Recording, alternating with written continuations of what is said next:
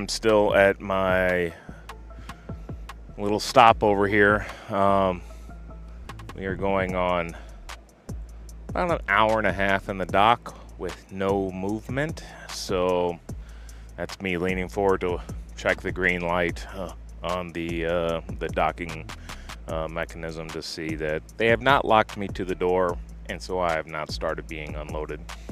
But I found this video, and I've actually watched a few of this guy's videos. It is a channel called Black Pigeon Speaks. I'm very new to this channel. I've watched maybe 6 or 7 of his videos. He's a faceless channel, but I actually find his viewpoint very enlightening and intelligent. And this one is called 15 Ways to Save a Dying America. And I found it pretty comprehensive. I might add a few things, or, we'll see. So let's go ahead and jump into it.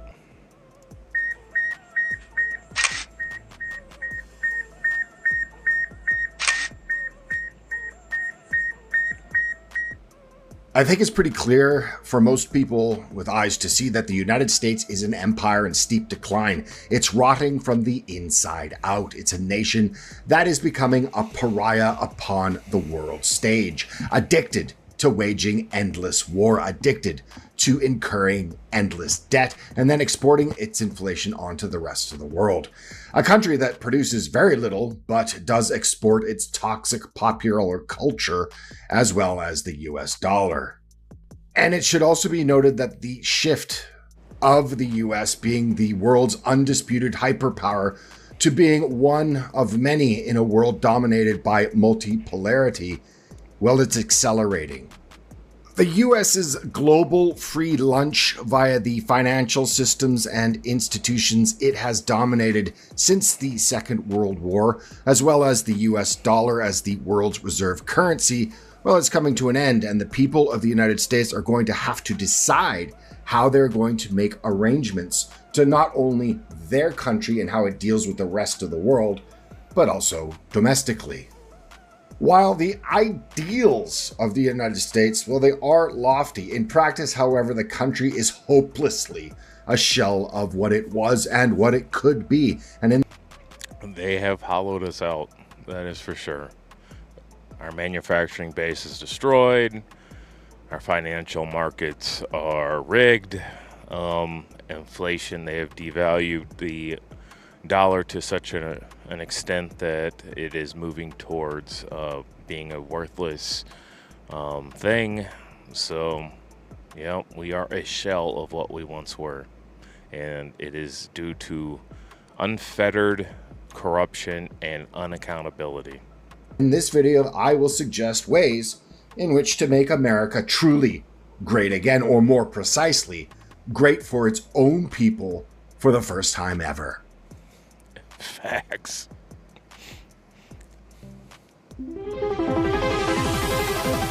Hi everyone, just to let you know, I have some old favorites as well as new t-shirt designs on sale right now. Linked. So he has some t-shirts. Actually kind of look kind of Do cool. it. Ban lobbyists, corporations, as well as foreign nations' money in politics. And that is so basic. The fact that that doesn't happen shows you the crony corruption system at play. Like, this is one of the most basic things. Like, how are lobbyists allowed to, like, go directly? So our lobbyists for corporations and different groups and different nations have more access to our representatives than we do. So our representative is supposed to represent us, but yet we have very limited or no access to them, while the lobbyists have, like, face-to-face interactions with the representatives that are supposed to be representing us, but yet seem to always represent everybody but us. And as for foreign nations being able to lobby our government, like, how isn't that treason? Like, it's one thing to sit down and negotiate with another nation, as in, like, you are the president or the State Department and you're negotiating with another nation. It's a whole nother thing for another nation to be able to spend money to influence how our politics go. These are two different things. Make it illegal for government, politicians, or officials to ever work in large companies for a period of. Yes, 100%. You cannot leverage your ex-service in our government into the private sector, where especially if you worked in, like, so say they have all these committees, say your committee had anything to do with the company you want to go work for, that should just automatically be a no-go. You want to serve, you want to be a representative, a senator, whatever, then you need to be, you can't have it all.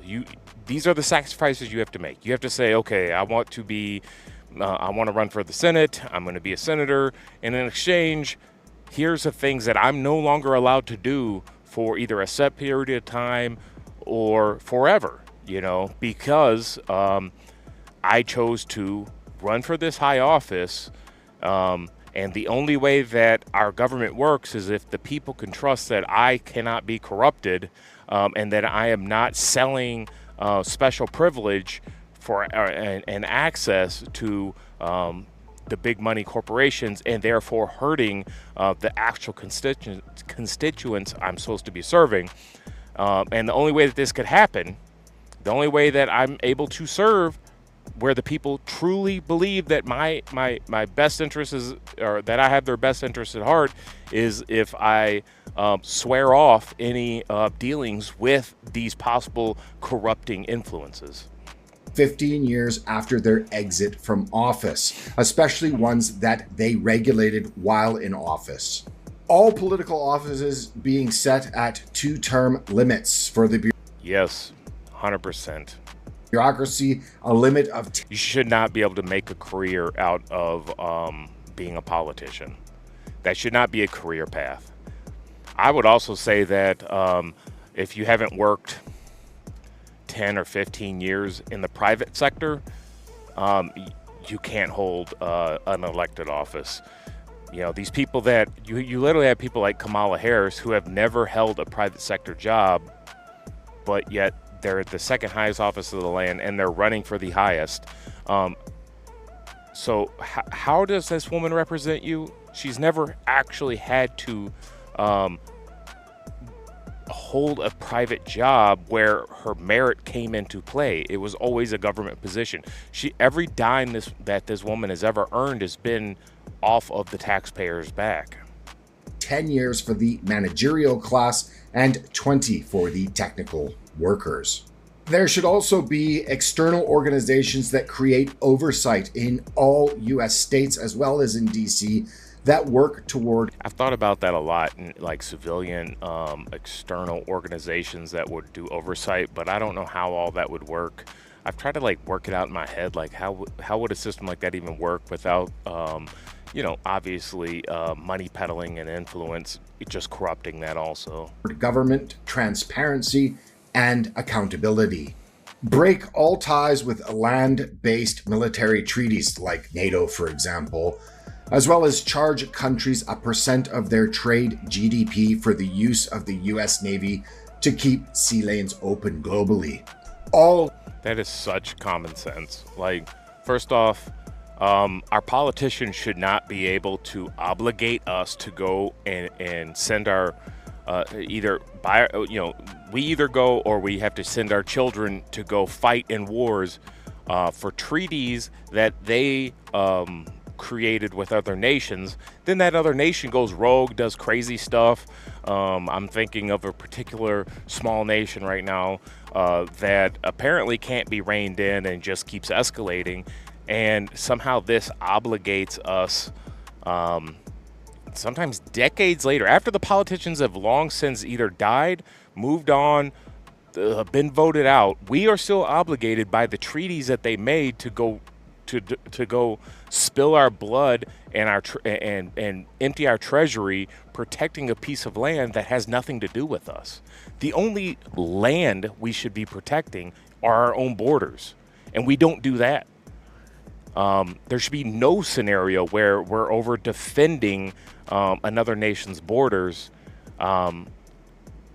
We should just build by far the strongest naval force that that is something that could never be rivaled, just to keep the trade lanes open, and forget about all this, you know, holding territory and land, and do exactly what, I mean, it's a great point. You charge them a percentage of their GDP to travel these lanes that we police and keep safe and open, but we're not obligating our troops to any land-based conflicts. Support for Israel should be removed, and its power over the U.S. government and its officials. Yes, 100%. In no way, shape, or form is this nation our friend. I have nothing against the Jewish people as a whole, but Israel itself has a death grip on our government, to the point where our own politicians attack our First Amendment, you know, in the interest of this rogue nation, this foreign nation, who honestly, they look down on Christians. We are a Christian nation. I don't like, screw all this other stuff. We are a Christian nation. They look down on Christians. They are not our friends. They spy on us. Look into the USS Liberty and all that, you know, happened with that. They benefit whenever we destabilize the region. They have greater ambitions and goals than what are stated, and they are using us to achieve these ambitions and goals. And then they dump millions, I don't know how much, tens of millions, hundreds of millions of dollars into our electoral process, buying off our politicians and our prosecutors and our judges. This needs to stop. We cannot have an American first strong country if you have any foreign power. England, Israel, China, it doesn't matter. You can't be owning land here. You can't be dumping money into our politics. You don't get to advise our politicians on anything. So all foreign influence like that has to stop. Should be purged as well. The removal of all AIPAC-backed senators, representatives, and judges. The U.S. You would see an instant change in our policy and positioning if that was done. If we removed all the AIPAC influence out of our politics, you would see a realignment of our priorities on the world stage and domestically. Is already withdrawing from economic globalism and thus should also be retreating from a geopolitical interventionist posture and pursue a course of limited isolationism in terms of interference in the internal affairs of other nations, as well as the bilateral affairs of other nations. We have a government that can't make friends. They only want enemies, and so they want these enemies so they can continue to push these defense contracts and an environment of fear. There always has to be an outside source of that our hatred is directed towards, and that changes throughout history who that is, but that always has to be the case. Like, why are we electing and putting into power people who can't just form basic relationships with other nations, healthy relationships where we're not giving them money? We're not, and we're not extorting them and demanding things of them. We just, you know, they're going to do their thing. As long as they're not threatening us, let's look for a healthy trade agreement, and healthy relationships. But our government, the people who are pulling the strings right now, the defense contractors and certain little nations, don't want that, and so we can't have that. And so instead, any politician that is of that mindset of you know, just minding our own affairs, keeping maybe the trade lanes open, they're not going to get any traction or financial support. The Federal Reserve should be nationalized, and the issuance of fiat currency. The fact that our currency is not controlled by, our government's corrupt. So, but the fact that we have a third-party agency creating our currency and selling it to us at interest is insane. Created in debt should be halted altogether. The dollar should have strict regulations of the actual size and composition of the money supply and its growth. No more money printer goes brr. Laws should be enacted that force the government to balance the budget within 5 years of a crisis that warrants deficit spending. Secure the border and halt mass, unrelenting, uncontrolled, demographically transformative immigration. All people within the country illegally should be deported swiftly. Every one of them. Every one of them. You don't have the right to invite yourself into our nation. And all this, a nation, or America's a nation of immigrants. You fucking retards. Every nation's a nation of immigrants. You know, unless you came from the cradle of human birth and existence, every nation is a nation of immigrants. Everybody is immigrated there. The difference is where you, in the immigration waves and that solidified around it, created a culture around it, built the area to what it currently is, or are you just a horde of people seeking to take advantage of something that other people have created? There is a difference. This is an established nation. All the hard work has been done. Like, this nation was built by previous generations of my people and other American people, black, white, whatever, Hispanic also.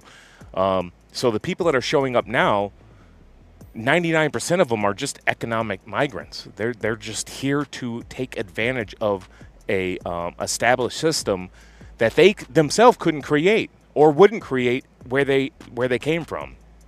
And so they come here to take advantage of our hospitality and our weak and feckless government. And so that's a problem. Every immigrant, along with their children that they've had since they've been here, must be expelled by any and all means necessary. Without endless appeals or pleas for amnesty. Basically, here's my immigration policy. Unless we actively send an invitation to the person, so, you know, some of the top people around the world, I'm all for it. You know, I don't care where they're from. If you have a high IQ, you are a worker, not a menial, uneducated, illiterate worker, but you have a work ethic. Like, take for instance Elon Musk type immigrant. Yes, we should be rolling out the red carpet for these people and saying, hey, come here. You could, your skills and your abilities where you're at are very limited. We could give you, like, in this environment here, you can excel. And, that would be a beneficial relationship between the United States and, the people that we would have come in. If in any way you require any kind of economic assistance, like a penny, that's automatically disqualifying. If you invite yourself into our nation, that should be a lifelong ban for you, period. There should be no ability for you to legally ever re-enter our country if you come here of your own volition and just like invite yourself in. If you overstay a visa, a work visa, any of that stuff, just sneak across our border. If you show up from any other nation that doesn't border us, claiming that you're a refugee, that's automatically just no, you're not, because we only have two countries that border us. And anybody from Mexico that claims they're a refugee, well, you're not. Mexico's a stable nation, and the same thing for Canada. So Canadians and Mexicans have no right to refugee status here because, well, you're not fleeing a war-torn nation, even though Mexico, is a shithole. And so you can only apply for asylum if you come from a neighboring nation. Whenever you get to the first stable nation, that's where you have to apply. And so everybody that's from anywhere else in the world, you have no right to apply for refugee status at our border. Now, apparently you can apply from your home nation, but yeah, you should have to reside in your home nation while we say yes or no. So,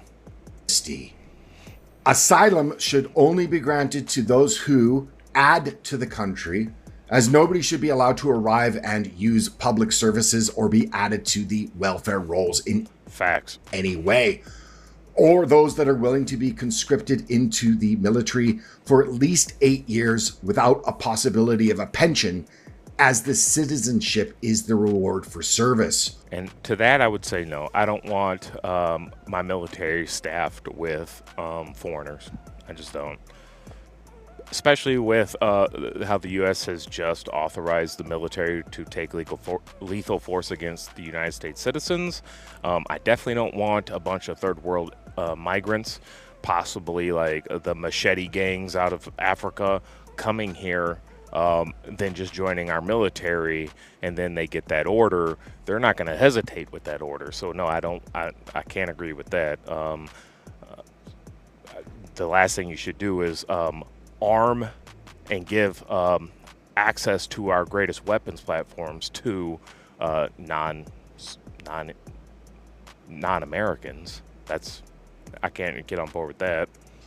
As well, these people should be giving up their native countries. And also, if we adopted the previous policies where we are a limited isolationist country, we're not, we don't have bases all around the world, we're not engaging in land disputes, and we are just operating a first world Air Force, Navy, and yes, an Army, obviously, but it's based here, and we don't. Why would we wouldn't need any immigrant soldiers? Like, we just wouldn't. And so it would serve no purpose. Like, that would be the easiest fucking path for these people to say, yeah, I'll serve in the military for 8 years. You're going to feed me, train me up with skills, and then at the end of it, I get a citizenship. And for what? Like, we're no longer a nation who seeks armed conflict at every opportunity. So we wouldn't need a large standing army. Citizenship, and these are all at a bare minimum. Any company or employer who's caught employing illegal migrants should face not only stiff financial penalties, but also lengthy jail sentences. 1000%. No visas for migrants should be granted when there is an American national capable of doing a job, and no global outsourcing of employees without paying those third country employees the same wages that would be earned in the United States. All 100%. You're not allowed to outsource employment to, like, so you got all these call centers in India, for instance. So like when I have a technical problem with either my credit card, I need service through Best Buy or something, I call this call center and I could barely understand what is being said. And I know that this person on the other line doesn't give a flying flip. And India and Pakistan and all this are like, it's epically known that these are the scam artist call centers of the world. So why are we out so, like, we're going to take our call service needs and export it to the call center scam capitals of the world? That doesn't make any sense to me. But also, they're able to pay these people a lot less than they would have to pay an American to do a similar job. And so the only reason that they do it instead of hiring Americans is because it costs them less money. And no, you just shouldn't. You should not be able to, you should always have to hire, if you are a US-based company and you get to benefit from the infrastructure and laws and advancements of our advanced society of America, you shouldn't then get to be based out of here and hire the cheapest dirt labor or dirt poor type labor that you could deal with or that you could get away with in other nations. So, like, where's the benefit to the U.S. at that point if you are outsourcing millions of jobs overseas? Where's the tax revenue? There's just no benefit to that. And then it's an annoyance for every American that has to actually use the service. Violent offenders should receive harsh judicial punishment, and foreign gangs as we're now witnessing in the United States that are operating on American soil, those being the Venezuela. I think that the criminal system should work a lot more fast and efficiently. I think that the death penalty should be brought back for any kind of SA type crimes, and like killings out of like gang killings, that kind of stuff, or like those heinous like just random murder type killings. And then there's the killings like I don't know, like the disputes between two men that are a little bit less, but like the death penalty should be brought back, and it should be followed through in like 72 hours after sentencing, something like that, something very extreme and quick. There shouldn't be this like 3-decade long appeal process. People need to see immediate consequences. That's the only way it's a deterrent. The people that you are going to incarcerate, so your thieves and stuff like that, they should be put to work. So if instead of hiring or instead of bringing in third world people to staff our military for whatever reason, why don't we take people that you give them a psychological test, whatever, and maybe they're just fuck ups. They're low lives that haven't had a lot of opportunity, and so they've taken an easier path. Maybe they're not strung out, they're not this, and put them in the military. Give them the 8 years of service in the military without a pension. And so that's, instead of just putting them in a jail cell somewhere where they're just a burden to the taxpayer and society, and where nothing's gained, and they're going to get out with nothing and be just as destitute and desperate as they were before. Why not put them in the military, or put them into some civil service job where they're digging ditches and building roads, because our infrastructure is falling apart. There should be no, like, you are sentenced to X amount of time and you get to go and just sit it out for a decade. You should be put to some kind of use. Lord knows that our government spends a ton of money outsourcing, so why not force these people that have injured society and hurt society in some way, force them to actually repay that debt by contributing to society.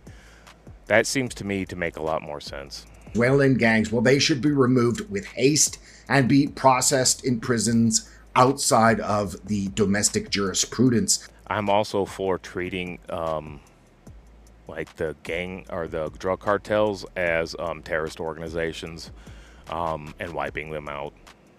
Fuck what Mexico government says. I'm all for drone striking and knocking out these drug cartels that are killing hundreds of thousands of Americans. Something similar to Guantanamo Bay, for example.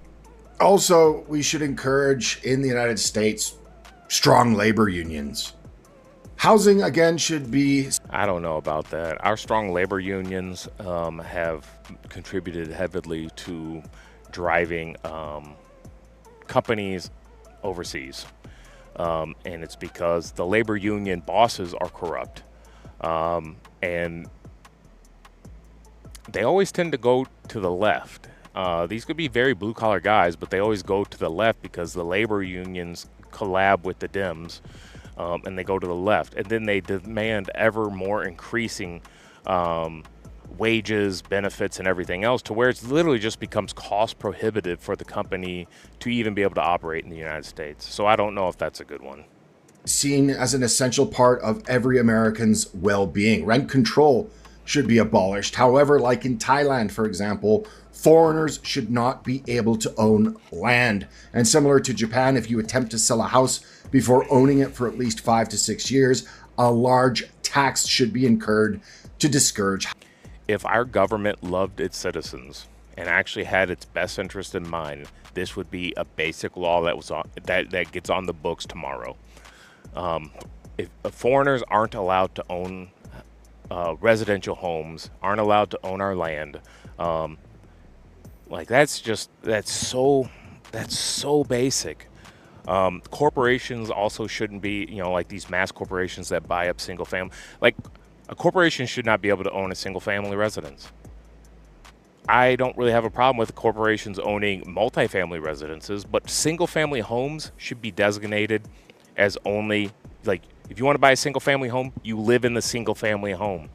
It's that simple. One of the core aspects of the American dream is home ownership. And it should be home ownership without property tax. There shouldn't be this sort of Damocles over your head whenever you own a home. Now, extra properties, let's do it this way. I think it would be smart that your primary residence, there is no property tax. Additional residences, property tax. How about that? It opens up the door to home ownership. You don't have corporations coming in and buying up single family homes and turning them into rental properties, not only destroying the neighborhood in the process, but also pricing out even like upper middle class earners now can't afford. I mean, you're talking astronomical home prices, and part of the reason is you have these large corporations like BlackRock and a handful of others that come in and buy up single family homes and turn them into rentals or let them sit vacant, because it is smarter to keep your money in physical assets than it is in cash. So, and in volatile markets, housing is a very good investment. So if your government had your best interest at heart, this would be day one, a law that corporations and foreign entities cannot buy residential property, at the very least, single home residential properties at the very least. House flipping. It goes without saying, large multinational. That's another one, the house flipping. That it just needs to stop. It needs to stop. We've reached a point now where people cannot own a home. They're stuck in perpetual rent. Now, they don't qualify for a $1,300 a month mortgage, but in the meantime, they're paying $1,800 a month in rent. Make that make sense. So, and without people like invested in one of the main forms that you get people to be invested in a nation and their town and their local area is ownership. And the primary means of ownership throughout American history has been home ownership. It creates an instant investment in the community. Pools of wealth like BlackRock should be forbidden to own entire residential neighborhoods and of housing, and use them as just another asset class. Cut defense spending by half and redirect the saved money toward infrastructure, as well as social programs that can actually work. Keep in place, of course, the social safety net for the elderly and those that are mentally or physically handicapped, but do not continue to fund individual bad choices. Welfare should not be a lifestyle, and this can be accomplished in many ways, and I look forward to reading some of those and your ideas. This 100% is accurate. Welfare should not be a lifestyle, and unfortunately it is. Like, I've known people who, there are multiple generations of welfare. As soon as they're able to, they apply for benefits and get them, and never work. I've known people who have literally never held a job and have only ever taken handouts. And whenever you reach a stage like that, where that's even possible, it's broken. Like the system is broken. There should be no scenario where you've been able to live your entire life, unless you have some drastic disability. But there should be no scenario where you never actually have to contribute to the society that you live in, but yet you're able to have a roof over your head, have a cell phone, have a car, eat 3 regular meals a day or more. If you see some of these people, it looks like a lot more. That scenario should never exist, and the system is broken. And it needs a complete overhaul. if you are capable of doing any job that is in the market, you should not qualify, period. Is on ways this can happen in the comment section below. Nuclear power should be ramped up in areas of the country that are not affected by hurricanes or earthquakes. As well, the United States should be pushing for more domestic drilling of oil. Now, cheap and plentiful energy is a cornerstone to an advanced civilization and a happy people. Now, I could go on, but I just wanted to start the conversation with these few things that I don't hear very often or at all in the mainstream media or in mainstream political discourse. I wanted to add something with regards to healthcare, but I think that would take at least an hour video on its own. And thus, I would like to add is that, well, if there's anything else you might think that could help make America, or by extension other Western countries that you might live in, better places to live. Thanks very much for watching. If you liked this video. All right, so I think that is it. Did he? And here's some of his merch.